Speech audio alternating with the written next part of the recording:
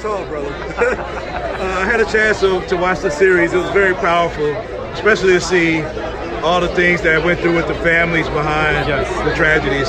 Since all this has passed, has this felt like opening up old wounds, or has it felt like solving something to bring like this up? It feels very much so like opening up old wounds.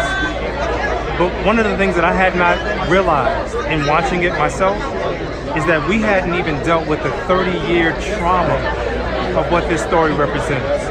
We literally pushed it behind our back and moved forward, and now we get this awesome opportunity to realize that we are the heroes of this story. We were once seen as pariahs, as the scum of the earth, and now we can raise our hands and lift it up high and proud and be like, I'm one of them. Yeah. You know what I'm saying? That's my wife. How you doing? Thanks for being a great supporter and partner to this great man. I know like that you said was pariahs. Do you think that even after the acquittals and the overturn and everything else, that there's still people in this community that think that you guys are that? You know, the narrative was always in the hands of folks that didn't look like us. Now the narrative is in our hands. Now we have the ability to tell this story in the most truthful and impactful way. And I think folks are going to understand really quickly that they never knew this story. They only heard about what the public and the system wanted them to hear. Now they're going to hear from us and the people portraying us. We had a great opportunity to sit with the actors and actresses, to talk to them, to tell them what happened. They were picking up on our cadence and everything. I mean, I mean, you've seen it. It's a powerful thing. But the rest of the world, when they see it, oh my God.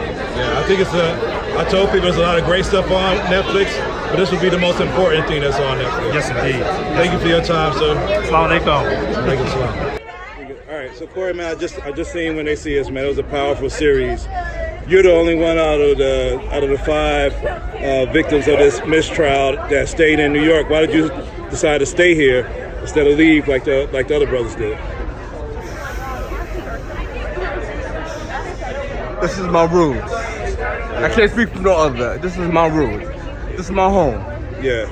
I have no problem visiting, but this is my home.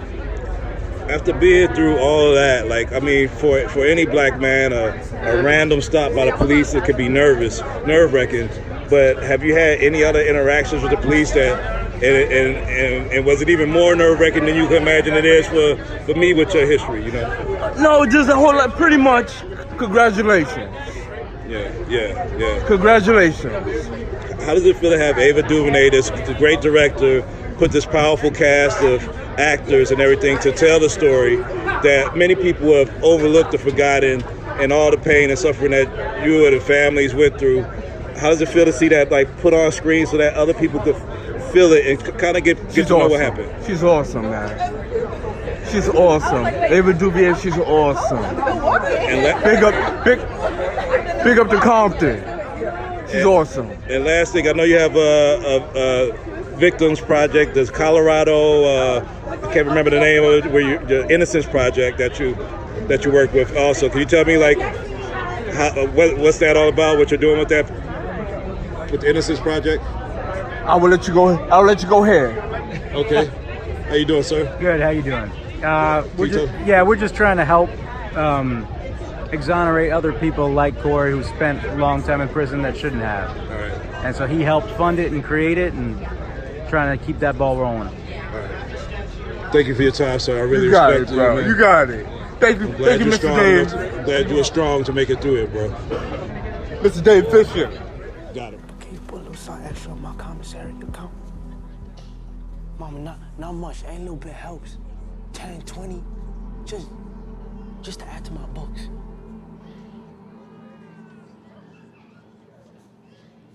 Boy, I ain't got nothing to give you. I ain't got it. But I will work on it. What's up, man? What's going on? I'm Jamaal, Finkley, BlackTree TV. Okay. Nice to meet you, Raymond. Nice to meet you, Anton. All right.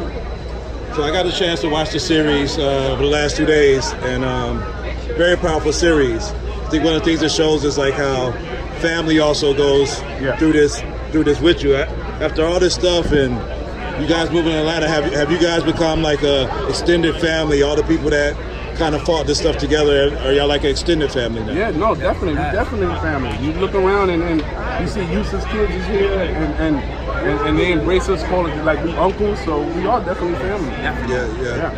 How does it feel to see like this story depicted? I mean, mostly it have been newspaper articles and news stories portraying you guys a certain way, but to see this like dramatized, like how does it feel to see it like relived through an actor?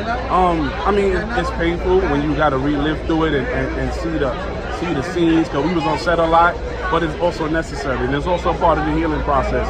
Yeah. We're fortunate that we're still alive to tell our story today and for the world to see it. All right, and you sir, like y'all both moved to Atlanta. Yeah. How has Atlanta been? Was that like just a way to just get away from all of this, or like what was the decision for you guys to relocate to Atlanta?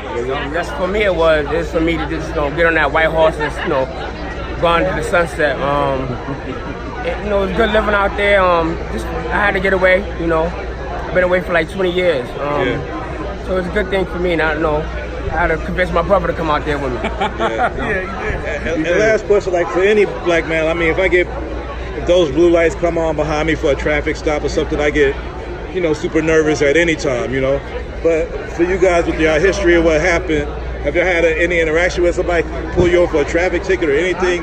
And are y'all able to be at ease in your freedom without having to think about what happened last time I got railroaded in that? Like for me, yeah, like I have been pulled over by the police, but it's the attitude, it's demeanor, it's the calmness. I'm not fidgety, I'm not boisterous. I'm just, how can I help you? And I kind of smooth out the situation. And so I never really had no real altercations after 1989. And you just started Park Madison Clothing? Yeah. How's that going? Oh, it's going well. You see everybody got it on here tonight, so it's definitely an honor. My daughter's wearing it right now, as you can see. This is Malia. Yeah, it's Malia. So it's awesome. It's awesome to see, this recognition and to, it's appreciative.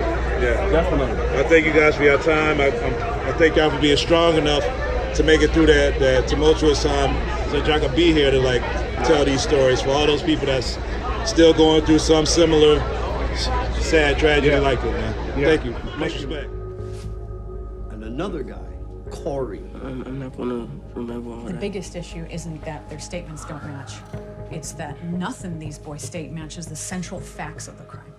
We changed it already. Yeah, well, we're changing it again. Twice. We did the pipe and the tall dude with the flat top. You don't want the jury to think you're a liar. So Miley was found raped and beaten by a muddy area half-mile north of the reservoir. All of them say the attack happened beside the reservoir. So did they rape her there and then drag her half a mile? Where is the physical evidence to support that? They just got it wrong. These idiots don't know the park. Mike, we still got one more, right? Yeah, Korey Wise. Mm-hmm. He's the one. He's the glue. We'll make sure he sticks it together. We'll make sure this kid knows where he actually So I was. watched the series and it was very powerful. One of the things that came out was how the media played a role in portraying these individuals. I know exactly what you're thinking. Listen, when I remember that story when it happened, and when I met the Central Park Five, when I met all five of them at an event for Ava, I actually went and apologized to them because I believe that story, hook, line, and sinker. It never occurred to me that what was reported was not the truth. And I felt very embarrassed and ashamed about what they had been through. And then it reminded me, these guys were only 14, 15 years old. But it's been many years ago. I'd like to think we've learned some lessons, but it's still very relevant as to what is happening today. Well, there's a whole new generation of journalists that's on the carpet and stuff now. I mean, how can we not make those type of mistakes going forward? Like, what can we do to But I think we're just all more aware now. We're all more vigilant. We all don't believe everything that we hear. And thank goodness for video cameras today, too. That has also been a game changer. Things are very different now, but we still have a lot of problems that need to be worked out. I don't think any of us are naive to that. And last question, Robert F. Smith donated to... I know. I reached out to him and said, bravo. How does that make you feel? Oh, it makes me. How does it make you feel? It makes me feel proud. Well, me too. It makes me feel proud. It makes me feel, and not only that, the message that he gave to pay it forward, the difference that that's going to make in all of those young men, in all of those young men's lives, is something that we can't even comprehend, financially, mentally, and physically. It was huge what he did. So I say bravo to Robert Smith. A lot of people might not have even known his name, but they know his name now, and that's a very good thing. Thank you.